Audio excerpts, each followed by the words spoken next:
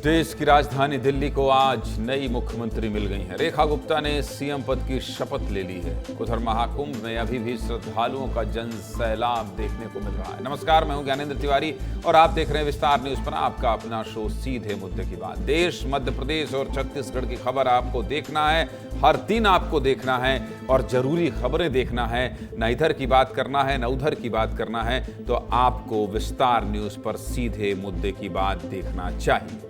फिर कह रहा हूं, देश, मध्य प्रदेश और छत्तीसगढ़ की वो सभी खबरें जिसको देखकर आप चैन से सो सकेंगे और कहेंगे आज की पूरी खबर तो मुझे पता है। लेकिन आपको खबर बताने से पहले ये बताता हूं ताकि अगले 1 घंटे तक आपको ये पता रहे कि आज आप कौन कौन सी खबर देखने वाले हैं। सबसे पहले खबरों की लिस्ट बताता हूं। आज भी सबसे पहले शुरुआत दिल्ली की तस्वीरों से करेंगे। प्रधानमंत्री, गृह मंत्री, 21 राज्यों के मुख्यमंत्री की मौजूदगी में दिल्ली की नवनिर्वाचित मुख्यमंत्री रेखा गुप्ता ने शपथ ग्रहण कर ली है। आज दिल्ली में दिन भर चली हलचल पर विस्तार से रिपोर्ट आपको दिखाएंगे। जुड़े रहिएगा, सब कुछ बताएंगे। दूसरी खबर में बात महाकुंभ की करेंगे। महाकुंभ का आज 39वां दिन है, लेकिन संगम में आज भी करोड़ों श्रद्धालुओं ने डुबकी लगाई। अभी भी महाकुंभ मेला क्षेत्र में गाड़ियों का प्रवेश वर्जित है। फिर भी 10 किलोमीटर, 20 किलोमीटर लोग पैदल चलकर संगम स्नान के लिए पहुंच रहे हैं। भक्तों का जोश और जुनून अभी भी हाई है। कैसे भी 26 फरवरी तक बस संगम में आस्था की डुबकी लगा लेना चाहते हैं। तीसरी खबर में बात करेंगे मध्य प्रदेश की। मध्य प्रदेश में ग्लोबल इन्वेस्टर समिट होने जा रहा है। हर दिन, और मैं जब हर दिन कहता हूं तो ये दावे के साथ कहता हूं कि विस्तार न्यूज आपको जितनी गहराई से एक एक रिपोर्ट दिखा रहा है, मध्य प्रदेश, छत्तीसगढ़ का कोई भी चैनल आपको आपके प्रदेश में होने वाले इन्वेस्टर समिट को लेकर तैयारियों की खबर नहीं दिखा रहा होगा। आपको हर दिन बता रहा हूं। आज का सबसे बड़ा अपडेट यह है कि प्रधानमंत्री मोदी समिट से पहले मध्य प्रदेश के विधायकों और सांसदों की क्लास लेंगे। सभी से डायरेक्ट सवाल पूछे जाएंगे, क्या क्या होने वाला है, सब कुछ विस्तार से बताऊंगा। चौथी खबर में बात करेंगे मध्य प्रदेश के उस गांव की जहां आज भी बचपन में शादी तय कर दी जाती है। इतना ही नहीं, कुछ बच्चों की शादी तो पैदा होने से पहले ही कर दी जाती है। क्या है पूरा मामला, बताऊंगा आपको। इस तरह की बुराइयों को समाज से दूर करना चाहिए, इसलिए बने रहिएगा, जुड़े रहिएगा। इसलिए भी इस खबर के साथ बने रहिएगा कि कहीं आपके अगल बगल आसपास तो इस तरह की घटनाएं नहीं घट रही। पांचवी खबर में बात करेंगे हर्ष फायरिंग की। हर्ष फायरिंग कितनी खतरनाक हो सकती है ये जानना है तो मुरैना की पूरी खबर देखिएगा। छठवीं खबर में बात करेंगे छत्तीसगढ़ के बालौदा बाजार हिंसा मामले में कांग्रेस विधायक देवेंद्र यादव को जमानत मिल गई है, राहत मिल गई। सुप्रीम कोर्ट से 7 महीने बाद देवेंद्र यादव को जमानत मिली है, इसलिए विस्तार से खबर बताएंगे, सब कुछ दिखाएंगे। सातवीं खबर में बात करेंगे छत्तीसगढ़ में आज हुए पंचायत चुनाव की। पंचायत चुनाव में आज अलग अलग रंग देखने को मिले हैं। आपके गांव की हर तस्वीर विस्तार से दिखाएंगे और हाँ, ये भी बताएंगे कि आपके गांव में किसकी सरकार बन रही है। और आखिर में एक रिसर्च भी बताऊंगा, क्योंकि आप लगातार रिसर्च की डिमांड कर रहे हैं और कह रहे हैं कि जो पड़ताल करके आपकी टीम लाती थी वो जरूर दिखाइए। आपके विशेष मांग पर रिसर्च भी दिखाऊंगा। चलिए फिलहाल बुलेटिन की शुरुआत करते हैं और पहली खबर कहां की है, मैंने आपको बताया था देश की राजधानी दिल्ली में रेखा सरकार की है और इसलिए पहली खबर दिल्ली से ही शुरू करते हैं। दिल्ली में 27 साल बाद भारतीय जनता पार्टी ने सरकार बना ली है। नतीजों के ठीक 12वें दिन शालीमार बाग से पहली बार विधायक रेखा गुप्ता ने आज दिल्ली के रामलीला मैदान में मुख्यमंत्री पद की शपथ ली है और इसलिए पूरा मामला जो है, पूरी खबर, पूरी शपथ विस्तार से दिखा देता हूं। रेखा गुप्ता दिल्ली की 9वीं मुख्यमंत्री बनी है। रेखा गुप्ता के साथ 6 और मंत्रियों ने शपथ ली। इस मौके पर प्रधानमंत्री मोदी, एलजी, विनय सक्सेना, अमित शाह समेत बीजेपी शासित 21 राज्यों के सीएम और डिप्टी सीएम भी मौजूद रहे। कल शाम को पूरे देश की निगाहें इस खबर पर टिकी थी कि आखिर अब दिल्ली की सत्ता पर कौन काबिज होगा, यानी दिल्ली की कुर्सी पर कौन बैठेगा। दिल्ली की चौथी महिला मुख्यमंत्री के तौर पर आरएसएस रेखा गुप्ता का नाम आगे बढ़ाया था और पार्टी ने उस पर मुहर लगा दी। और ठीक रात 8 बजे सीधे मुद्दे की बात में हमने सबसे पहले आपको दिल्ली की नई मुख्यमंत्री का नाम भी बताया कि रेखा गुप्ता ही दिल्ली की मुख्यमंत्री होंगी। और अब सीधे मुद्दे की बात क्या है, देखिए, सीधे मुद्दे की बात यही है कि रेखा गुप्ता ने मुख्यमंत्री पद की शपथ ले ली है। रेखा गुप्ता के साथ 6 और मंत्रियों ने शपथ ली है। उनका नाम भी विस्तार से आपको बता देता हूं, देख लीजिए। नई दिल्ली सीट से अरविंद केजरीवाल को हराने वाले और पूर्व सीएम साहिब सिंह वर्मा के बेटे भी रेखा मंत्रिमंडल में शामिल हो गए हैं। दिल्ली कैबिनेट में दलित नेता रविंद्र इंद्राज सिंह को भी जगह मिली है। पूर्वांचली समीकरण को साधने के लिए बीजेपी ने बिहार से आने वाले पंकज कुमार सिंह को भी मंत्री बनाया है। साथ ही दिल्ली में कट्टर हिंदुवादी नेता कपिल मिश्रा भी अब दिल्ली कैबिनेट का हिस्सा होंगे। इसके अलावा पंजाब को साधने के लिए बीजेपी ने मनजिंदर सिंह सिरसा और आशीष सूद को मंत्री बनाया है। इसके अलावा क्या हुआ, दिल्ली में नई सरकार के शपथ ग्रहण में मध्य प्रदेश के मुख्यमंत्री डॉक्टर मोहन यादव भी शामिल हुए। इसके साथ ही छत्तीसगढ़ के मुख्यमंत्री विष्णुदेव साय और दोनों डिप्टी सीएम विजय शर्मा और अरुण साव भी शामिल हुए। दिल्ली में नई सरकार के शपथ ग्रहण पर पहले आप हमारी एक रिपोर्ट देख लीजिए, इसके बाद दिल्ली सरकार और शपथ ग्रहण पर विश्लेषण करेंगे। पहले रिपोर्ट देखिए।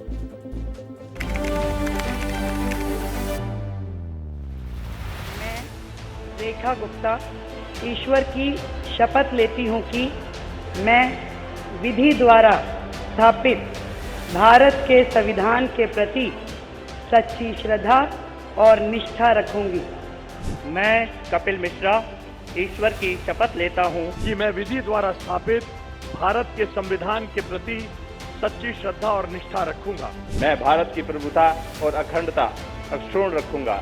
मैं मंत्री के रूप में अपने कर्तव्यों का श्रद्धापूर्वक और शुद्ध अंतःकरण से निर्वहन करूंगा।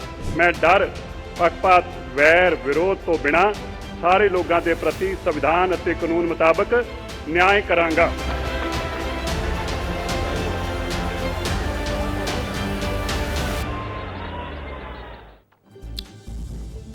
कल मनोज तिवारी ने कहा था, महिला सशक्तिकरण को लेकर भारतीय जनता पार्टी लगातार काम कर रही है। और जब से रेखा गुप्ता मुख्यमंत्री बनी हैं, तब से यही कह रही हैं कि मुख्यमंत्री बनने के बाद मैं प्रधानमंत्री नरेंद्र मोदी द्वारा किए गए हर वादे को पूरा करने की कोशिश करूंगी। लेकिन 27 साल बाद, देखिए विस्तार, 27 साल बाद अब दिल्ली की कुर्सी पर भारतीय जनता पार्टी का कब्जा हुआ है। दिल्ली में बीजेपी के पहले मुख्यमंत्री मदन लाल खुराना 1993 से 1996 तक मुख्यमंत्री रहे। इसके बाद साहिब सिंह वर्मा 1996 से 1998 तक मुख्यमंत्री रहे। 1998 में ही 1 साल के लिए सुषमा स्वराज भी मुख्यमंत्री बनी। और अब रेखा गुप्ता बीजेपी की चौथी मुख्यमंत्री बनी है। आपको एक और बात बता देता हूं, राजधानी दिल्ली को पहली महिला मुख्यमंत्री भी भारतीय जनता पार्टी ने ही दी थी। 1998 में सुषमा स्वराज दिल्ली की पहली मुख्यमंत्री बनी। वो सिर्फ कुछ महीने ही दिल्ली की सत्ता पर काबिज रही। सुषमा स्वराज के बाद कांग्रेस ने दिल्ली की कमान शीला दीक्षित को सौंप दी। शीला दीक्षित करीब 15 साल दिल्ली पर राज की। शीला दीक्षित के बाद आम आदमी पार्टी ने आतिशी को पिछले साल कुछ महीने के लिए मुख्यमंत्री बनाया। और अब जीत बीजेपी की हुई तो बीजेपी ने भी महिला चेहरा रेखा गुप्ता को ही कमान सौंप दी। मतलब 1998 वाला इतिहास ही दोहराया गया है। एक महिला मुख्यमंत्री के बाद तुरंत दूसरी महिला मुख्यमंत्री बनाई गई हैं। इसलिए आपको दिल्ली की हर हलचल विस्तार से बता रहा हूं। दिल्ली सरकार के शपथ ग्रहण के बाद दिल्ली में प्रधानमंत्री की मौजूदगी में एनडीए के मुख्यमंत्रियों की बैठक भी हुई। बैठक की ये तस्वीरें देखिए। प्रधानमंत्री, गृह मंत्री, रक्षा मंत्री समेत एनडीए शासित सभी राज्यों के मुख्यमंत्री और उप मुख्यमंत्री बैठक में मौजूद रहे। आंध्र प्रदेश के मुख्यमंत्री चंद्रबाबू नायडू भी बैठक में शामिल हुए। बैठक के बाद दिल्ली की नवनिर्वाचित मुख्यमंत्री रेखा गुप्ता ने आज ही कार्यभार भी संभाल लिया है। इसके बाद दिल्ली की नई सरकार यमुना घाट भी पहुंची। देखिए तस्वीर। पूरे चुनाव में यमुना की सफाई चुनावी मुद्दा बनी रही। राहुल गांधी से लेकर अरविंद केजरीवाल तक बोतल में यमुना का पानी लेकर टहल रहे थे। पहुंचे थे कि नहीं पहुंचे थे, तस्वीर आप लोगों ने देखी होगी। बीजेपी ने यमुना की सफाई का मुद्दा उठाकर आम आदमी पार्टी पर खूब निशाना साधा। प्रवेश वर्मा को केजरीवाल के पुतले को यमुना में ही डुबोना पड़ा। डुबो दिए थे, याद करिए आप। बीजेपी ने ऐसा डुबोया कि दिल्ली की जनता ने भी आम आदमी पार्टी को नतीजों में डुबा दिया। और नतीजों के बाद भी बीजेपी का पूरा फोकस यमुना पर ही है। दिल्ली में यमुना की सफाई शुरू हो गई है, दिल्ली में यमुना आरती शुरू हो गई है। और अब दिल्ली में नई सरकार बनाने के बाद भी पूरी कैबिनेट यमुना पहुंच गई है। दिल्ली सरकार ने यमुना आरती की। दिल्ली में यमुना पर चल रही राजनीति को लेकर चुनाव के पहले और चुनाव के बाद आई तस्वीरों पर एक रिपोर्ट आपको देखना चाहिए। देखिए।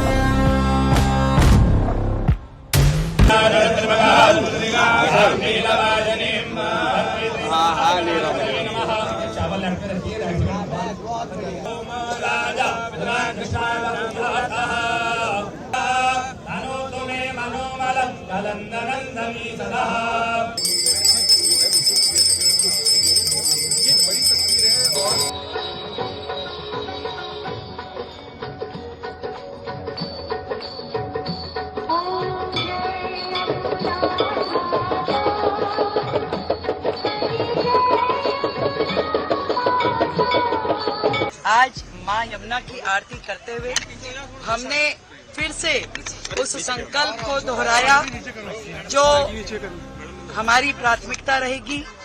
मां यमुना को फिर से उनके पुराने साकार स्वरूप में लेके आना, साफ सुथरा करना के लिए हम लोगों की कमिटमेंट है, हमारी आस्था है। और मां यमुना ने हमें आशीर्वाद भी दिया है। मां यमुना निर्मल और अविरल हो, उस दिशा में भारतीय जनता पार्टी की दिल्ली सरकार लगेगी और मां यमुना को निर्मल बनाएंगे। प्रधानमंत्री जी का विजन है गंगा मैया की सफाई हो, गंगा मैया पुनर्जीवित हो, एक सुंदर नदी और रिवर फ्रंट बने, उसमें हमें गंगा मैया से ताकत मिले काम करने की। ऐसे हमारा संकल्प है, हम इसे पूरा करेंगे। जब ये कहा जाता है कि एक के बाद एक भारतीय जनता पार्टी आखिर क्यों हर राज्य में जीत दर्ज कर रही है, मैं आज कुछ आपको बताना चाहता हूं तस्वीरों के माध्यम से। इन तस्वीरों के माध्यम से ये दिल्ली सरकार है। और जब मैं अभी खबर देख रहा था तो मेरी सहयोगी श्वेता राय ने मुझे बताया, दिल्ली में उन्होंने 10 साल का समय बिताया है।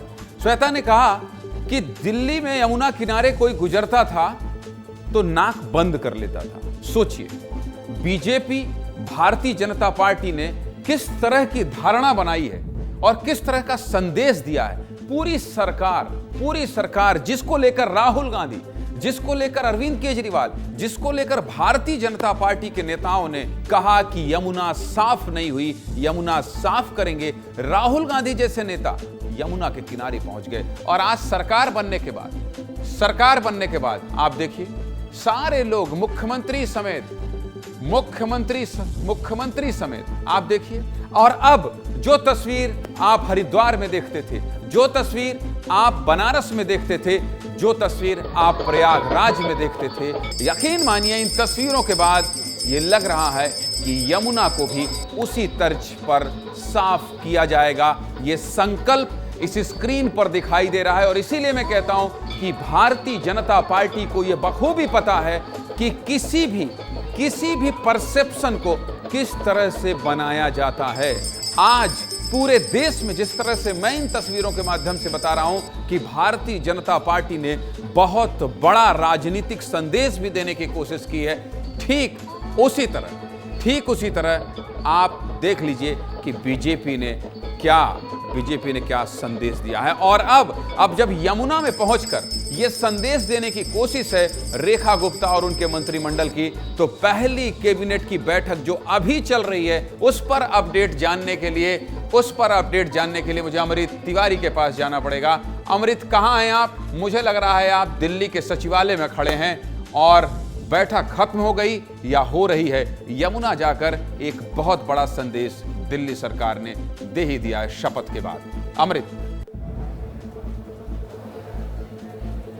बिल्कुल ज्ञानंद जी, मैं अभी यहाँ दिल्ली सचिवालय में मौजूद हूँ और यहाँ पे जो है बैठक चल रही है। पहली कैबिनेट बैठक है रेखा गुप्ता की कैबिनेट की, और इस बैठक में जो हमारे सूत्र बता रहे हैं, जो जानकारी सामने आ रही है वो ये आ रही है कि सबसे पहले जो फैसला जो होने वाला है वो महिला सम्मान निधि और आयुष्मान भारत पर जरूर लिया जाएगा, क्योंकि चुनाव के दौरान ही भारतीय जनता पार्टी ने यह वादा किया था कि यमुना की सफाई के साथ साथ कैबिनेट की पहली बैठक में ये जो दो मुद्दे हैं उस पर जरूर पहली बैठक में मुहर लगेगी। और जो सूत्र बता रहे हैं कि इस पे जो है लगभग बात कैबिनेट में बन चुकी है। और दूसरी बात जो आप यमुना के सहारे बात कर रहे थे, नो डाउट इसमें सरकार ने एक जो है एक अपना दृष्टिकोण क्लियर कर दिया है। परसेप्शन जो भारतीय जनता पार्टी बनाती है उसको क्लियर कर दिया है कि आने वाले टाइम में 1 साल 2 साल जो इनका एक फ्रेमवर्क है उसको पहले से ही लग रहा है कि भारतीय जनता पार्टी सेट कर चुकी है कि आगामी दिनों में वो क्या क्या काम करने वाले हैं, क्योंकि हर नेता की जुबान से जो बात मिल रही है उसमें अमृत एक वजह और भी है। हमने अमृत एक वजह और भी है, एक वजह और भी है। 27 साल बाद दिल्ली में बीजेपी को सत्ता मिली है। ऐसे में भारतीय जनता पार्टी जो दूसरे राज्यों में सरकार चलाती है, दूसरे राज्यों में सरकार जो चलती है, उनका इकबाल भले बहुत बुलंद दिखाई न देता हो, लेकिन ये दिल्ली है भाई साहब, ये दिल्ली है और दिल्ली से ही सब तय होता है। इसे मुझे लगता है जो ये तेजी दिखाई दे रही है अमृत, और जिसका जिक्र आप भी कर रहे थे, वो तेजी बरकरार रहेगी, क्योंकि दिल्ली में काम करने के लिए नहीं, काम करके दिखाने वाली राजनीति भारतीय जनता पार्टी को करना होगा, और भारतीय जनता पार्टी ने इसकी शुरुआत कर दी है। बहुत बहुत शुक्रिया आपका, बहुत धन्यवाद अमृत। चलिए आगे बढ़ते हैं, और मैंने आपसे वादा एक और किया है कि महाकुंभ में हजारों लोग आ रहे हैं, करोड़ों लोग आ रहे हैं, लाखों लोग आ रहे हैं, इसलिए एक एक तस्वीर दिखाऊंगा। महाकुंभ का 39वां दिन, भीड़ अभी भी जारी है, अभी भी जारी है। महाकुंभ में भक्तों का जोश हाई, कह रहे हैं मरे या जिए स्नान तो करके रहेंगे, स्नान तो करके रहेंगे। अभी भी महाकुंभ में हजारों लाखों श्रद्धालु पैदल चल रहे हैं, पैदल चल रहे हैं, 10-10 किलोमीटर की यात्रा पैदल कर रहे हैं। महाकुंभ में गाड़ियों की एंट्री पर अभी भी रोक है। प्रयागराज में भीड़ को देखते हुए 8 ट्रेनें रद्द कर दी गई, लेकिन इतना सब होने के बाद भी आस्था की डुबकी लगाने वाले हर परेशानी, हर तकलीफ सहकर भी संगम में डुबकी लगा लेना चाहते हैं। वादा किया हूं 26 फरवरी तक एक एक तस्वीर आपको महाकुंभ के दिखाता रहूंगा, बस इसीलिए हर दिन तस्वीरें दिखाता हूं। लेकिन आज भी शुरुआत महाकुंभ की अपडेट से ही करूंगा, ध्यान से अपनी स्क्रीन देख लीजिए। महाकुंभ में महास्नान लगातार जारी है। आज महाकुंभ का 39वां दिन है, सिर्फ 6 दिन और बचे हैं। 26 फरवरी को महाशिवरात्रि स्नान के साथ मेला खत्म हो जाएगा, महाकुंभ का समापन हो जाएगा। अभी तक महाकुंभ में 57 करोड़, फिर से रुक रहा हूं, 57 करोड़ से ज्यादा श्रद्धालुओं ने आस्था की डुबकी लगा ली है। प्रयागराज आने जाने वाली 8 ट्रेनें 28 फरवरी तक रद्द कर दी गई हैं। 4 ट्रेनों के रूट बदले गए हैं। प्रयागराज में सभी स्कूलों में ऑनलाइन क्लासेस के आदेश दिए गए हैं। ये सब बदलाव हुआ है जो आपको जानना जरूरी है। कितनी भी ट्रेनें बंद हो जाएं, रूट बदल जाए, लेकिन श्रद्धालुओं की आस्था कम नहीं होगी। हमारे सहयोगी अनमोल तिवारी ने प्रयागराज का क्या माहौल है सब कुछ दिखाया है। श्रद्धालु क्या कह रहे हैं, क्या माहौल है, अनमोल की इस रिपोर्ट में देखिए।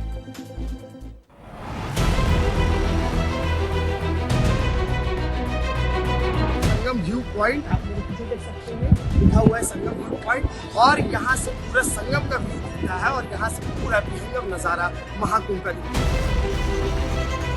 देख लीजिए, दर्शन कर लीजिए, ये भव्य कुंभ है, ये दिव्य कुंभ है। जो है आप देख रहे हैं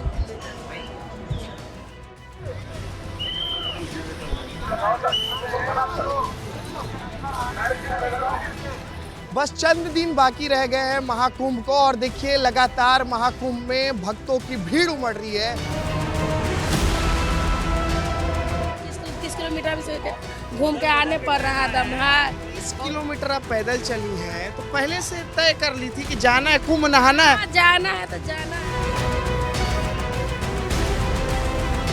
कम से कम हो गया 15 किलोमीटर हो गया। 15 किलोमीटर पैदल चल के आ रहे हैं आप लोग? हाँ, थोड़ा पैदल चलने से दिक्कत नहीं होगी? नहीं, कोई दिक्कत नहीं। कितना चल लिए पैदल, ये बता दिए। पैदल तो हम कम से कम 10 किलोमीटर चल दिया। किलोमीटर, लेकिन आपकी हंसी और मुस्कुराहट नहीं बता रही है कितना अच्छा लग रहा है ना चलने में। स्नान कर जल भर कर गाड़ी पर रख दिया है, फिर नहाना पर बैकुंठ जाना है, मोदी सरकार बुलाया है यहाँ पर। अब सबके में डर लग रहा है, बहुत आदमी मर गए, ये हो गया। मेरे को कोई बात नहीं, जब घर में भी मौत आएगी तो घर में भी नहीं रुकेगी, और बाहर होगी तो बाहर भी नहीं रुकेगी। चलिए आगे। मौत का डर नहीं है। नहीं है, मौत नहीं है, हमें बिल्कुल डर नहीं है। हमें संगम नहाना है, संगम में बहुत अच्छा लगा हमें संगम नहा के ही जाएंगे।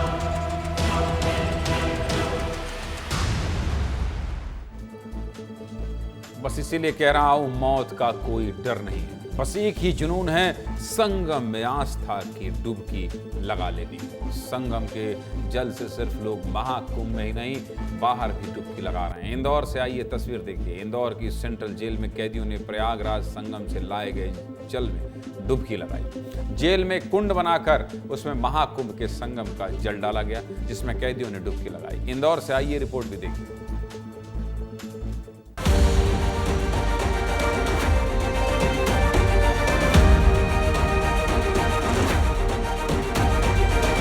जेल में अमृत स्नान सुनकर बड़ा अजीब लग रहा होगा, लेकिन इंदौर के सेंट्रल जेल में अमृत स्नान ही चल रहा है। ये तमाम बंदी हैं जो इस वक्त गंगा जल से यहाँ पर स्नान कर रहे हैं। इन लोगों के लिए विशेष तौर पर कुंभ से, त्रिवेणी संगम से यह जल लाया गया है। ये गंगा जल है और जिससे ये यहाँ पर अमृत स्नान करते हुए नजर आ रहे हैं। यहाँ अमृत स्नान करके कैसा लग रहा है? बहुत आनंद आ रहा है साहब, यहाँ पर माँ भगवती का दर्शन करके बहुत अच्छा लग रहा है। बहुत आनंद आ रहा है सर। कुंभ में जाने की इच्छा थी, बाकी कुछ परिस्थिति ऐसी हुई कि नहीं जा पाए। बहुत अच्छा लगा सर, बहुत आनंद, ऐसा लगा हम कुंभ में ही कहेंगे। ये जो सौभाग्य प्राप्त हुआ है हमें जेल के अंदर, ये हमारी अधीक्षक मैडम के ही वजह से हुआ, जिसे हम कुंभ के हिसाब से हम जेल में भी स्नान कर पाए।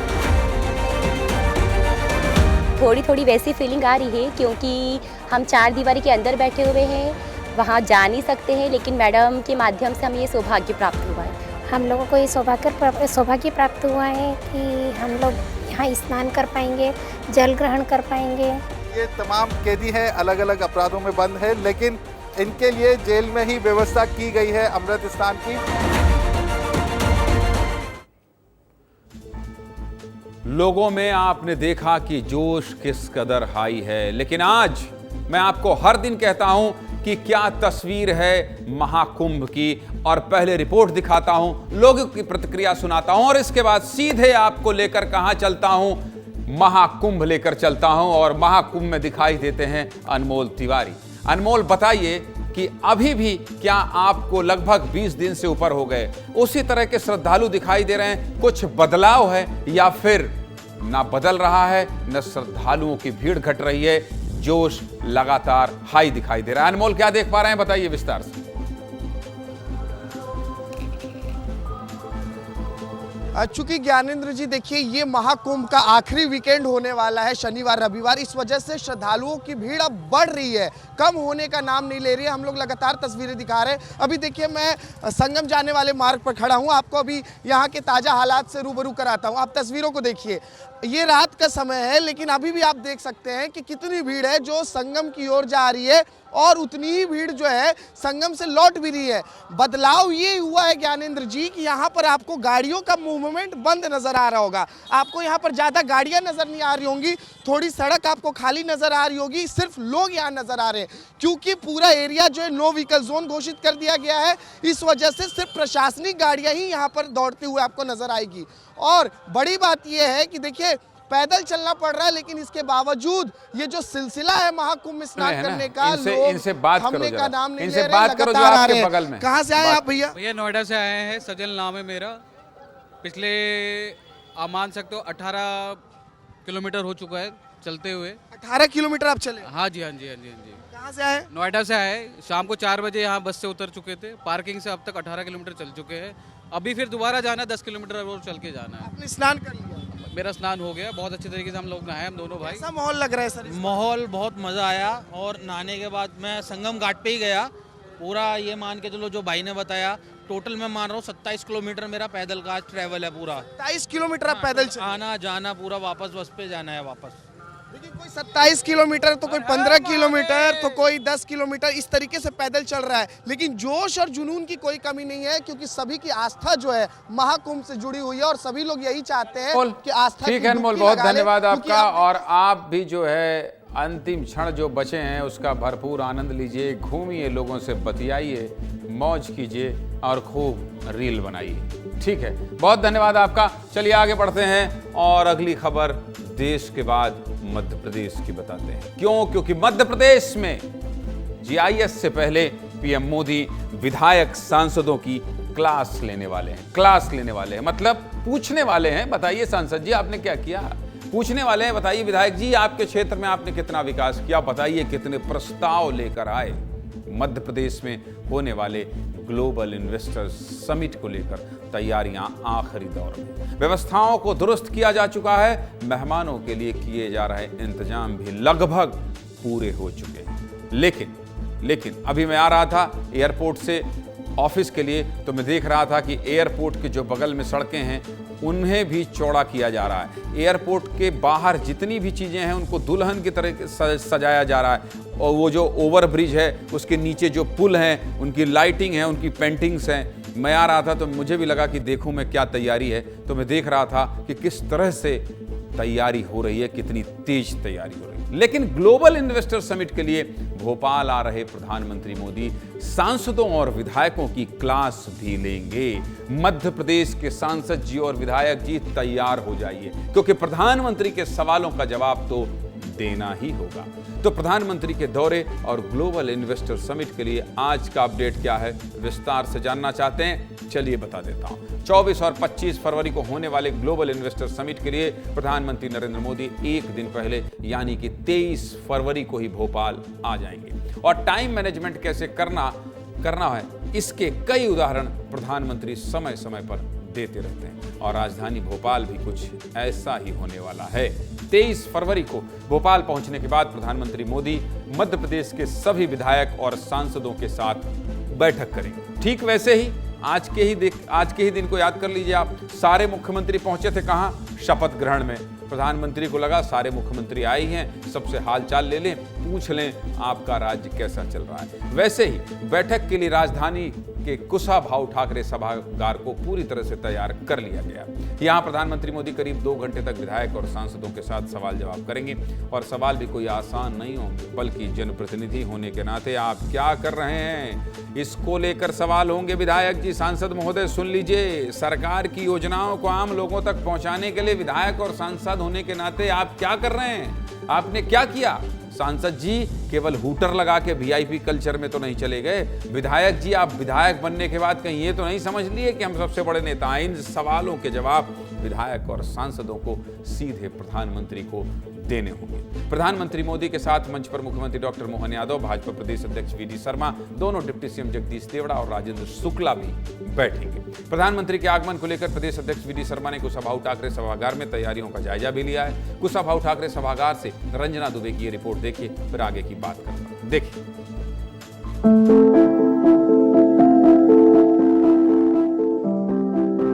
प्रधानमंत्री नरेंद्र मोदी 23 फरवरी को राजधानी भोपाल पहुंचेंगे और देर शाम कुशाभाऊ ठाकरे कन्वेंशन सेंटर है, यहाँ पर बीजेपी विधायकों, सांसदों और जो कार्यकर्ता हैं और भारतीय जनता पार्टी के वरिष्ठ नेता हैं उनके साथ बैठक होगी। मिंटो हॉल का ये वो बड़ा हॉल है जहाँ पर बीजेपी विधायकों और बीजेपी के तमाम वरिष्ठ नेताओं के साथ, सांसदों के साथ प्रधानमंत्री नरेंद्र मोदी संवाद करते हुए नजर आएंगे। इससे पहले 2 राज्यों में ये प्रयोग हो चुका है और उसके बाद अब मध्य प्रदेश में ऐसा प्रयोग किया जा रहा है, और इसके पीछे यही है कि आखिर विधायकों का विजन क्या है, विकास को लेकर उन्होंने क्या कुछ रूपरेखा तैयार की है। यहाँ पर माननीय प्रधानमंत्री, भारतीय जनता पार्टी के हमारे सभी सम्मानीय सांसद, सभी सम्मानीय विधायक और हमारे वरिष्ठ पदाधिकारियों के साथ माननीय प्रधानमंत्री जी लगभग 2 घंटे उनके साथ रहेंगे, सभी से बातचीत करेंगे। ये हमारे लिए इससे बड़ा और गर्व का कोई क्षण नहीं हो सकता।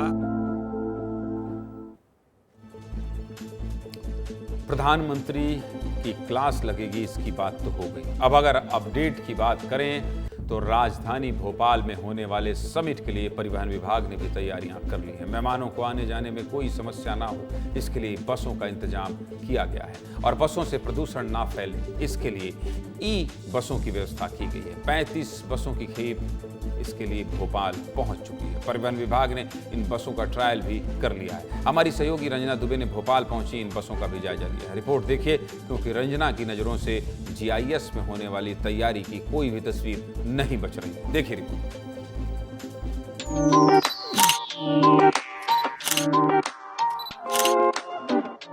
ग्लोबल इन्वेस्टर समिट में जो उद्योगपति और निवेशक हैं राजधानी भोपाल पहुंचेंगे और मेहमानों की मेहमान नवाजी के लिए राजधानी भोपाल पूरी तरह से तैयार है। 35 जो ई बसेस हैं यानी इलेक्ट्रिक बसेस हैं वो राजधानी भोपाल पहुंचेंगी और इन्हीं बसों के माध्यम से जो उद्योगपति हैं, निवेशक हैं और विदेशी मेहमान हैं उनको ले जाया जाएगा। देखिए ये जो बस है वो एयर कंडीशन बस है और इसकी सबसे अच्छी खासियत ये है कि बहुत विद इन 2 या 3 मिनट्स में ये जो बस है वो बहुत ज़्यादा ठंडी हो जाती है, क्योंकि गर्मी थोड़ी सी शुरू हो गई है और टेम्परेचर लगातार बढ़ रहा है। 15 बसेस आ चुकी हैं, बाकी 20 बसेस ऑन द वे हैं जो कल तक यहाँ पे आ जाएंगे। ये बसेस नगर निगम इंदौर से आ रही हैं। ये लाइट मेडिकल किट भी है, फायर एक्सटिंग्विशर, डस्टबिन से लेकर पूरी क्लीनिंग का ध्यान रखते हैं। विधायक सांसदों की क्लास के बाद परिवहन विभाग की तैयारियों पर भी बात हो गई। कुल मिलाकर प्रदूषण से लेकर भोपाल में होने वाले ग्लोबल इन्वेस्टर समिट का आगाज जितना शानदार होने वाला है, समापन के लिए भी उतनी ही भव्य तैयारियां की जा रही हैं। इन्वेस्टर समिट के समापन के लिए मुख्य अतिथि के तौर पर गृह मंत्री अमित शाह भोपाल आएंगे और जब गृह मंत्री आएंगे तो समिट के अलावा भोपाल को कई और सौगात भी देंगे, ये भी बता देता हूं। समिट के दौरान ही मध्य प्रदेश सरकार और नेशनल डेयरी डेवलपमेंट बोर्ड के बीच MOU साइन किया जाएगा और इस MOU से सांची दूध की नेशनल लेवल पर ब्रांडिंग की जाएगी। मुख्यमंत्री डॉक्टर मोहन यादव का कहना है कि प्रदेश के दुग्ध उत्पादकों की आय दोगुनी और दुग्ध उत्पादन को बढ़ावा देने के लिए यह महत्वपूर्ण कदम होगा। ग्लोबल इन्वेस्टर्स समिट को लेकर क्या अपडेट है, प्रधानमंत्री का क्या प्रोग्राम है, सब आपको बता दिया, विस्तार से बता दिया, हर दिन बता रहा हूं और इसीलिए कह रहा हूं मध्य प्रदेश छत्तीसगढ़ का एकमात्र न्यूज चैनल विस्तार न्यूज है जो आपके प्रदेश में इतने बड़े होने वाले आयोजन की एक एक तस्वीर इतने विस्तार से बता रहा है। क्यों? क्योंकि जीआईएस मतलब रोजगार। क्यों? क्योंकि जीआईएस मतलब आपके प्रदेश में पैसा, आपके बेटे को नौकरी, आपका राज्य समृद्ध होना। जीआईएस का मतलब इतना कुछ बता दिया हूं कि मुझे लगता है आज बस इतना ही, हर दिन आपको कुछ न कुछ अपडेट बताता ही रहूंगा। चलिए आगे बढ़ते हैं और अगली खबर क्या है बता दीजिए। अगली खबर है बच्चा पैदा होने से पहले शादी तय हो जाती है। ये गांव में सुना करते थे पहले कि वो बच्चे पैदा, भाई तुम्हारे अगर बेटी हो गई तो हम कर लेंगे ब्याह, बेटा हो गया तो ये कर लेंगे, ये कर लेंगे। सुनते थे कि नहीं सुनते थे आप? लेकिन आज भी ये परंपरा अगर जिंदा है और शादी ना करने की सजा है तो यह खबर आपको दिखाना पड़ेगा। राही मासूम रजा ने अपनी किताब में लिखा था, मासूम रजा ने अपनी किताब में लिखा था कि इश्क करने के लिए लड़कियों की कमी नहीं है, लेकिन ये जरूरी नहीं कि जो लड़की इश्क करे वो आपसे शादी भी करे। क्या बात है! ये लाइन वैसे तो आपको किसी शायर ने बताई होगी, लेकिन मेरे सहयोगी अमर जो है वो इश्क के विशेषज्ञ हैं, इसलिए जब वो कोई खबर लिखते हैं तो वो ये लाइनें जरूर जोड़ते हैं, क्योंकि इश्क का ताल्लुक दिल से है और शादी का सैलरी से है। तो जैसी सैलरी होगी वैसी पत्नी मिलेगी। अमर सिंह की परिभाषा सुनते जाइएगा। रजा साहब बात तो ठीक कह गए हैं, लेकिन MP के नीमच में आज भी शादी का ताल्लुक गर्भ से है। मतलब यहां गर्भ में ही शादियां तय कर दी जाती हैं और ऐसी शादियां तोड़ना भी आसान नहीं होता है। क्या है पूरा मामला, विस्तार से बता देता हूं। चलिए, पूरा मामला मध्य प्रदेश के नीमच का है। सुनने के बाद भले ही आप चौंक जाएं, लेकिन यहाँ के कई गांवों में ऐसी परंपरा है कि माँ बाप गर्भ में ही या बच्चे के जन्म के कुछ दिन बाद उनकी सगाई और शादी तय कर देते हैं। इतना ही नहीं, ये शादी समाज के सामने तय होती है। बच्चे बड़े होने पर अगर कोई शादी तोड़ना चाहे तो उस पर भारी भरकम जुर्माना भी लगाया जाता है। ये जुर्माना 5 लाख से शुरू होकर 21 लाख रुपए तक का होता है। ये पूरी परंपरा नीमच और मंदसौर के बंजारा बाहुल गांव में आज भी कायम है। इन जिलों में लगभग 80,000 बंजारा समुदाय के लोग रहते हैं, जिनमें से करीब 80% बच्चों की सगाई बचपन में ही तय कर दी जाती है। विस्तार न्यूज के सहयोगी इस खबर को पुख्ता करने के लिए नीमच के उन गांव में पहुंचे जहां बच्चों की सगाई और शादी बचपन में ही तय कर दी जाती है। हमारे सहयोगी बबलू किलोरिया को गांव के बाहर कुछ ऐसे बच्चे मिले जिनकी शादी बचपन में तय हो चुकी है। उन बच्चों का क्या कहना था, सुनिए। बेटा क्या नाम है तुम्हारा? विष्णु बंजारा।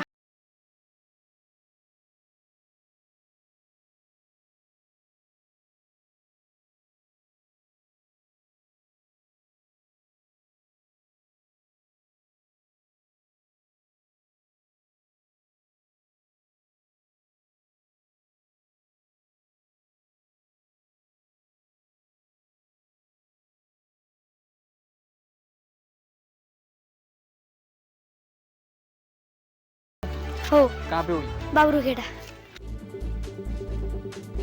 सुना आपने, ये सब बच्चे बहुत छोटे हैं, तीसरी चौथी तो कोई 5वीं में पढ़ता है और सबकी शादी तय हो चुकी है और बड़ी खुशी से बता रहे हैं, हाँ हो गई, यस हमारी शादी तय हो गई। इनमें से कुछ बच्चों को मालूम है कि उनकी शादी कहाँ तय हुई, लेकिन कुछ को तो ये भी नहीं पता है और ऐसे बच्चों की संख्या सैकड़ों में है। हमने गांव के कुछ लोगों से बात की है। गांव वाले पूरी प्रथा के बारे में बता रहे हैं। गांव वाले इस बात को भी मान रहे हैं कि ये प्रथा बहुत गलत है। इससे वो भी परेशान है, लेकिन चाह कर भी कोई इसे बदल नहीं पा रहा है, क्योंकि समाज के डर से कोई शिकायत नहीं करता और शिकायत नहीं करेंगे तो कार्रवाई कैसे होगी। बस सभी इस प्रथा के साथ जिए जा रहे हैं। इन गांवों से हमारे सहयोगी बबलू किलोरिया की रिपोर्ट देखिए, फिर आगे की बात करता हूँ। और हाँ, प्रशासन तक भी जाएंगे हम। इस खबर पर प्रशासन से पूछेंगे कि जब गांव वाले परेशान हैं तो इस प्रथा को बंद कराइए भाई। 21 लाख और 5 लाख गांव में 1 लाख रुपए मिलने के लिए लोगों को कितना संघर्ष करना पड़ता है 1 लाख ढूंढने के लिए, और 21 लाख 5 लाख। देखिए रिपोर्ट।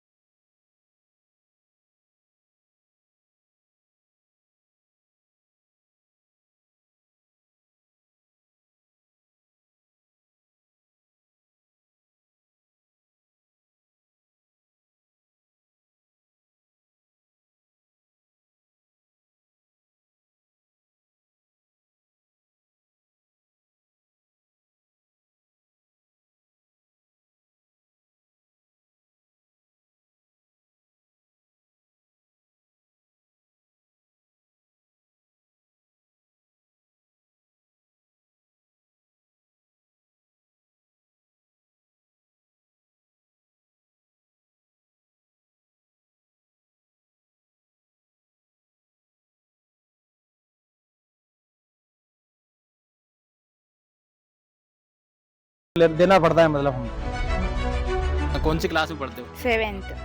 7th में पढ़ते हो। आपकी सगाई हो गई अभी? हो। कितना वर्ष हो गए, मतलब सगाई हुई? बचपन में हो गई थी क्या? रात बचपन में हो गई थी। गांव वाले इस प्रथा से परेशान हैं, लेकिन इसके साथ ही जीने को मजबूर हैं। जब हमारे सहयोगी गांव में घूम रहे थे तब उन्हें एक युवा मिले जो भारतीय सेना में नर्सिंग ऑफिसर हैं, लेकिन उनकी शादी बचपन में तय कर दी गई थी। बड़े होने पर उन्होंने दूसरी जगह शादी करनी चाहिए तो उन्हें 5 लाख का जुर्माना देना पड़ा। नर्सिंग ऑफिसर राहुल करासी क्या कह रहे हैं, सुनिए जरा। हाँ, मैं अभी वैसे इंडियन आर्मी में नर्सिंग अफसर हूँ, नासिक पोस्टेड हूँ। देन मैं भी इस 2012 में मैं भी इसका शिकार मेरे साथ भी ये हुआ है।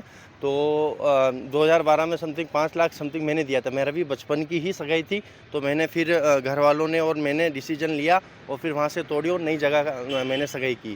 देने के बावजूद भी हमारे समाज के ऐसे ऐसे नीच लोग हैं कि यार मैंने झगड़ा देने के बावजूद भी मेरे साथ गाली गलौच हुई या घर वालों के साथ ये छेड़छाड़ का मामला सामने आया। सभी इस प्रथा से दुखी हैं भाई, बंद करना चाहिए। बंद कोई नहीं करवा पा रहा है, लेकिन परेशान सब। आखिर ये प्रथा बंद क्यों नहीं हो रही, ये सवाल लेकर हम पहुंचे नीमच के कलेक्टर साहब के पास। कलेक्टर साहब क्या कह रहे हैं, ये भी सुन लीजिए। समाज के कुछ युवाओं के द्वारा मेरे संज्ञान में लाया गया ये बात, और उनके कुछ बिंदु हैं इस पे, तो अभी मेरे संज्ञान में आया है। तो जो समाज के लोग हैं उनसे इस बारे में चर्चा की जाएगी। अभी मुझे इस मैटर के बारे में पूर्ण जानकारी नहीं है, तो उनसे पहले समझा जाएगा, चर्चा की जाएगी, फिर उनसे बातचीत करने के बाद ही कोई इस चीज पे निष्कर्ष पे निकला जा सकेगा। कलेक्टर साहब, आपकी एक हमने कहानी चलाई थी जिसमें कहा था गुड जॉब कलेक्टर साहब। बस याद कीजिएगा अगर ये स्टोरी आप तक पहुंच जाए कि जब आपको शादी के बारे में ना पता हो और आपकी शादी तय कर दी गई हो और उसी से शादी करना पड़े, तो बताइए कलेक्टर साहब कितनी खराब बात है। कलेक्टर साहब, इस खबर को आप देखिएगा, सोचिएगा, थोड़ा महसूस करिएगा कि जो एंकर पढ़ रहा है, जो ये खबर बता रहा है, इसकी शादी बचपने में तय हो गई होती तो क्या करता है, ज्ञान दे पाता? और अगर मैं जिले का कलेक्टर हूँ, मेरी शादी बचपने में तय की गई होती तो क्या मैं इस प्रथा को यूं ही चलने देता? सोचिएगा, जब आदमी खुद के ऊपर सोचता है तो सुधार भी संभव हो जाता है। जो भी करना है कीजिएगा, लेकिन इस प्रथा को बंद जरूर करवाइएगा। चलिए आगे बढ़ते हैं और अब छत्तीसगढ़ का रुख कर लेते हैं। देश मध्य प्रदेश के बाद छत्तीसगढ़ की खबरें बता देता हूं। छत्तीसगढ़ में आज देवेंद्र यादव को जमानत मिल गई है। देवेंद्र यादव को जमानत मिलने के बाद सोशल मीडिया में लोग खूब ये देखना चाहते हैं, जानना चाहते हैं, पढ़ना चाहते हैं कि क्या देवेंद्र यादव कल रिहा हो जाएंगे, छूट जाएंगे, जेल से बाहर आ जाएंगे। क्योंकि कहां से जमानत मिली है? सुप्रीम कोर्ट से मिली है। बालौदाबाजार हिंसा मामले में देवेंद्र यादव को बड़ी राहत मिल गई है। सुप्रीम कोर्ट से 7 महीने बाद देवेंद्र यादव को जमानत मिल गई है। 7 महीने बाद मिली है। देवेंद्र यादव का नाम एक ऐसी घटना से जुड़ा था जिससे पूरे छत्तीसगढ़ का लॉ एंड ऑर्डर प्रभावित हुआ था, और इतनी बड़ी घटना छत्तीसगढ़ के इतिहास में पहली बार हुई थी। और इसलिए सीधे मुद्दे की बात में आज देवेंद्र यादव और बालौदाबाजार हिंसा पर बात करना जरूरी है।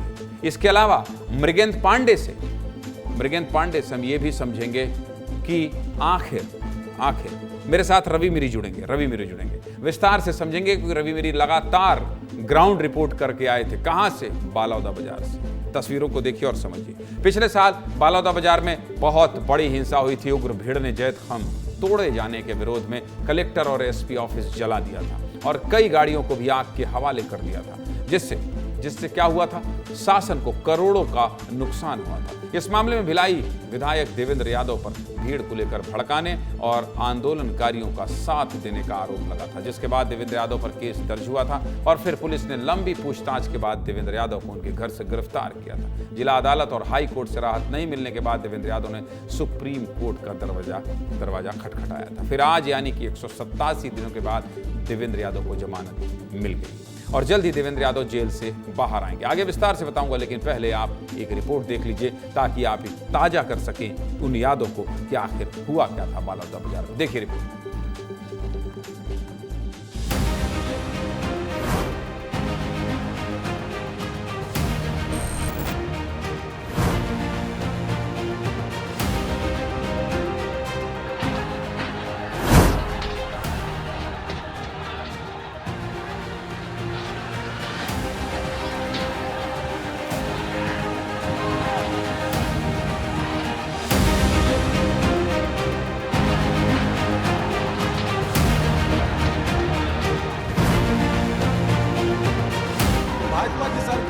मुझे डराने की कोशिश कर रही है।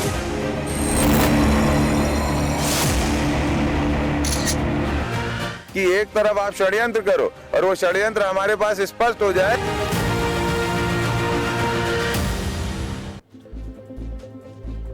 विस्तार न्यूज एकमात्र चैनल है जिसने बालौदाबाजार में हुई हिंसा को सबसे करीब से और सबसे पहले दिखाया था। क्यों?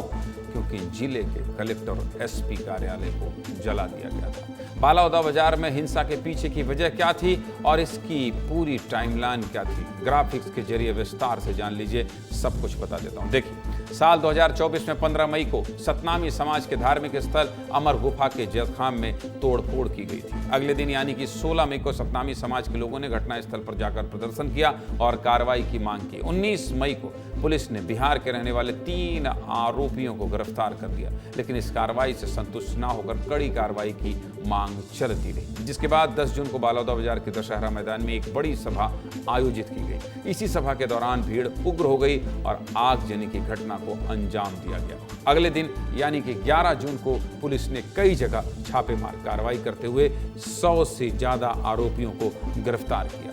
फिर 12 जून को बालौदा बाजार कलेक्टर और एसपी पर कार्रवाई करते हुए उन्हें हटा दिया गया। इस घटना को लेकर 17 अगस्त को पुलिस विधायक देवेंद्र यादव को गिरफ्तार करती है और आज यानी कि 20 फरवरी को विधायक देवेंद्र यादव को सुप्रीम कोर्ट से जमानत मिल जाती है। जमानत को लेकर क्या कह रहे हैं देवेंद्र यादव के वकील अर्शदीप सिंह, सुनिए। ऑनरेबल सुप्रीम कोर्ट ने देवेंद्र यादव जी को रेगुलर बेल ग्रांट कर दी है बलौदा बाजार केस में। हमारा सुप्रीम कोर्ट में ये तर्क था कि उनका इस केस में कोई रोल नहीं था, उन्होंने कोई स्पीच नहीं दी थी और ना ही उनका कोई हिंसा में हाथ था। सुप्रीम कोर्ट ने सारी बात नोट करते हुए उनका पीरियड ऑफ कस्टडी देखते हुए वो अगस्त 2024 से कस्टडी में है और ये कि बाकी को अक्यूज को भी बेल मिल चुकी है, इनको भी आज बेल ग्रांट कर दी है। बालौदा बाजार हिंसा और देवेंद्र यादव की गिरफ्तारी छत्तीसगढ़ का बड़ा मामला है। इस घटना में पुलिस ने करीब 380 लोगों को गिरफ्तार किया था और 230 से ज्यादा लोग अभी भी जेल में बंद हैं। इस घटना पर शुरू से राजनीति हो रही है। ऐसे में देवेंद्र यादव की जमानत के बाद एक बार फिर से राजनीति गर्मा गई है। बीजेपी और कांग्रेस आमने सामने हो गए। क्या कह रहे हैं नेता, ये भी सुनिए।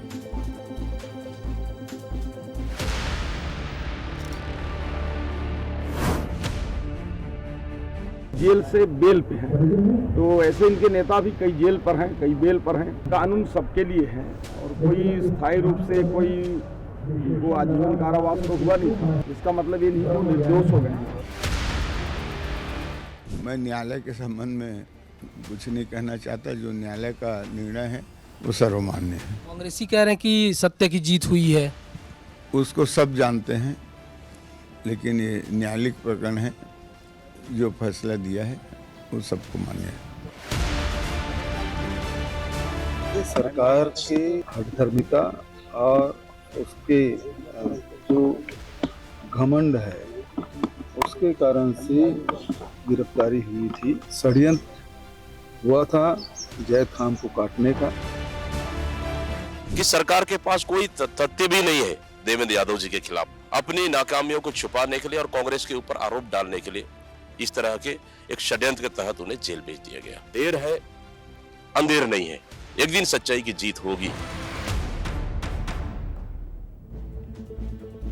देवेंद्र यादव की जमानत को लेकर कांग्रेस बहुत सक्रिय नजर आ रही है, क्योंकि छत्तीसगढ़ में सतनामी समाज को साधना सभी राजनीतिक पार्टियों के लिए बहुत जरूरी है। इसकी वजह बहुत सीधी और साफ है कि सतनामी समाज छत्तीसगढ़ की कुर्सी की किंग मेकर है। सब कुछ विस्तार से बता दिया।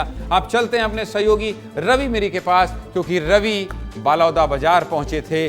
बालौदा बाजार की हिंसा को रिपोर्ट किया था। पुलिस के अधिकारी, जिम्मेदार अधिकारियों से सीधा सवाल किया था। झंडे से लेकर भवन तक, ग्राउंड से लेकर जिम्मेदार अधिकारियों तक सब कुछ बहुत करीब से देखा था। लेकिन आज रवि देवेंद्र यादव की गिरफ्तारी के बाद उन्हें इतने दिन बाद जमानत मिली है, इसको किस रूप में देखा जाना चाहिए और क्या यह हिंसा जो हुई थी अब इसकी आग ठंडी हो जाएगी या फिर ये बाहर आने के बाद देवेंद्र यादव की ये चिंगारी और भड़केगी? रवि। ज्ञानंद जी, देवेंद्र यादव की रिहाई की जो प्रक्रिया है वो बता देता हूं, क्योंकि अब तक क्या हुआ वो सब चीज़ बता दिया हमने हमारे दर्शकों को, लेकिन कल क्या होगा वो बता देता हूं। कल दोपहर 1 बजे तक जो रिहाई के कागजात है उसको उस प्रक्रिया को पूरी कर ली जाएगी। उसके बाद 5 बजे के आसपास रायपुर सेंट्रल जेल से देवेंद्र यादव बाहर निकलेंगे और सीधा भिलाई जाएंगे। और भिलाई में सतनामी समाज और यादव समाज की लोगों की संख्या बहुत ज़्यादा रहेगी। वो लोग स्वागत करने की तैयारी में, भव्य स्वागत की तैयारी की जा रही है। और पूर्व मुख्यमंत्री भूपेश बघेल भी इस दौरान वहाँ मौजूद रहेंगे भिलाई में। तो देवेंद्र यादव का जो जेल से बाहर निकलने का समय है वो 5 बजे है और 5 बजे से लेकर 8 बजे तक देवेंद्र यादव को 6 महीने बाद जेल से बाहर निकलने पर भव्य स्वागत की तैयारी की जा रही है। और कांग्रेस में एक उत्साह की लहर है, क्योंकि उनके 2 विधायक जेल में थे, उसमें से एक विधायक अब जेल से बाहर निकल रहे हैं। तो ये कांग्रेस के लिए बहुत बड़ा दिन है कल। और इसके अलावा जो राजनीतिक इस पर सरगर्मी चल रही है वो उसके पीछे कारण ये है कि छत्तीसगढ़ में सतनामी समाज का वोट बैंक 13 से 14% है और 10 विधानसभा सीट एससी के लिए आरक्षित है। तो ऐसे में कोई भी राजनीतिक पार्टी ये नहीं चाहती है कि सतनामी समाज को नाराज किया जाए, और सतनामी समाज से जुड़ा ये मामला है और सतनामी समाज के मामले में ही देवेंद्र यादव को जेल जाना पड़ा था। तो इसीलिए कांग्रेस चाहती है कि सतनामी समाज को साधा जाए और देवेंद्र यादव को एक नया हीरो बनाया जाए। बिल्कुल बिल्कुल, बहुत महत्वपूर्ण जानकारी दी आपने। एक तो ये जानकारी दे दी कि कितने बजे छूटेंगे और किस तरह का राजनीतिक संदेश देने की कोशिश है देवेंद्र यादव की रिहाई के बाद कि वहां दो समाज के बड़ी संख्या में लोग इकट्ठा हो रहे हैं। और दूसरी बात जो आपने महत्वपूर्ण बताई कि सतनामी समाज जो है उनका प्रतिशत प्रदेश में ऐसा है कि वो 10 सीटों पर तय करते हैं कि विधायक किसका होगा। ये दोनों ही महत्वपूर्ण जानकारी बताने के लिए रवि आपका बहुत धन्यवाद। चलिए आगे बढ़ते हैं और अगली खबर कौन सी है ये बता देते हैं। छत्तीसगढ़ में आज क्या हुआ है देख लीजिए। आपके गांव में किसकी बन रही है सरकार? गांव की, शहर की, कस्बे की, गली की, मोहल्ले की, हर खबर तो विस्तार न्यूज दिखाता है। इसीलिए कहता हूं कि जहां विस्तार न्यूज नहीं दिख रहा है जल्दी से देख लीजिए। जब हम गांव में पहुंचते हैं, रवि, मेरी महिमा और सुरभि जब गांव में पहुंचते हैं तो आप बहुत ज्यादा पसंद करते हैं। ये आंकड़ों में प्रदर्शित होता है कि आपने चुनावी पंचायत को कितना ज्यादा पसंद किया है, कैसे दिल से लगाया है। छत्तीसगढ़ में पंचायत चुनाव का दूसरा चरण पूरा हो गया है। पहले चरण की तरह दूसरे चरण में भी मतदान को लेकर लोगों में भारी उत्साह नजर आया। वोटिंग को लेकर सभी बूथों पर लंबी लंबी लाइनें दिखी। दूसरे चरण में कुल 43 विकास खंडों में वोटिंग हुई है और वोटिंग के बाद नतीजे आने भी शुरू हो गए हैं। दूसरे चरण में 77.06% वोटिंग हुई है, जिसमें से पुरुष वोटरों ने 76% और महिला वोटरों ने 77.88% वोटिंग की है, जबकि अन्य वोटरों ने 6.59% वोटिंग की है। पहले चरण की तरह दूसरे चरण में भी महिला वोटर पुरुष वोटर की तुलना में आगे रही हैं। पंचायत चुनाव को लेकर कई अनोखी तस्वीरें भी सामने आई हैं, इसलिए आपको तस्वीरें दिखाता हूं। देखिए तस्वीर। पहली तस्वीर नक्सल प्रभावित जिले नारायणपुर की है, जहां फरसागुड़ा में कैबिनेट मंत्री केदार कश्यप ने वोटिंग की है। दूसरी तस्वीर दुर्ग जिले की है, जहां पूर्व सीएम भूपेश बघेल ने अपने परिवार के साथ कुरुदी मतदान केंद्र पर जाकर वोटिंग की है। तीसरी तस्वीर जसपुर जिले की है, जहां वोटिंग के लिए लोगों के बीच एक अलग जुनून नजर आया। यहां बारिश के बावजूद भी लोग वोटिंग के लिए कतारों में खड़े नजर आए और भीगने के बाद भी लोगों ने वोटिंग की। चौथी तस्वीर पेंड्रा की है, जहां सकोला स्थित मतदान केंद्र में बारात जाने से पहले दूल्हा वोट देने पहुंचा था। वोटिंग के लिए जागरूक इस युवक का नाम ऋषभ श्रीवास्तव है। चलिए अब पंचायत चुनाव के बारे में आपको विस्तार से बताता हूं। शुरुआत करते हैं नक्सल प्रभावित इलाकों से। बस्तर में नक्सलियों के बुलेट पर लोकतंत्र का बैलेट भारी पड़ रहा है। बस्तर और सुकमा जिले के सीमावर्ती इलाके में बसे झीरम गांव में आज मतदान हुआ। झीरम आपको याद है, यहां कभी नक्सलियों की दहशत हुआ करती थी। ये वही इलाका है जहां 2013 में हुए नक्सली हमले में कई बड़े कांग्रेसी नेता मारे गए थे, लेकिन आज सुरक्षा बलों की ताबड़तोड़ कार्रवाई के चलते यहां वोटिंग हुई है। झीरम गांव में निर्वाचन आयोग ने 2 पोलिंग बूथ बनाया था, जहां झीरम और एलेंगनार के वोटर्स ने वोटिंग की है। संवेदनशील इलाका होने के चलते सुरक्षा बल के जवानों को बूथ की सुरक्षा के लिए तैनात किया गया। आगे बताऊंगा, लेकिन पहले आपको एक रिपोर्ट देखना चाहिए। बहुत सारी खूबसूरत तस्वीरों को एक साथ समेटा। देखिए,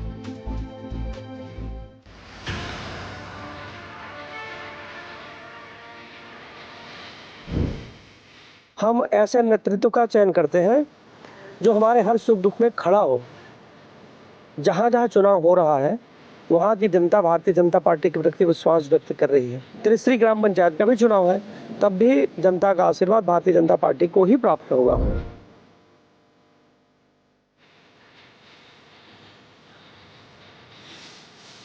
मतदाताओं में जबरदस्त उत्साह है और इस समय परिवर्तन भी चाह रहे हैं। जिस तरह से 1 साल की सरकार की कामों को देखते हुए तो हमारे फेवर में रहेगा। सरकार चुनाव कराने से पीछे हटी और बाध्य होकर चुनाव करा रही है। इसी चरण में हम अच्छी सफलता मिलेगी।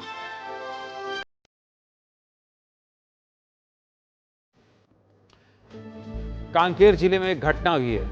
क्या घटना हुई है? पुलिस कर्मियों को दौड़ा दौड़ा कर पीटने का वीडियो वायरल हो रहा है, जिसमें महिला पुलिसकर्मी के साथ बेरहमी से मारपीट की जा रही है। पुलिस ने 40 लोगों के खिलाफ मामला दर्ज कर लिया है। इस पूरे मामले पर क्या कह रहे हैं पुलिस अधिकारी, सुनिए।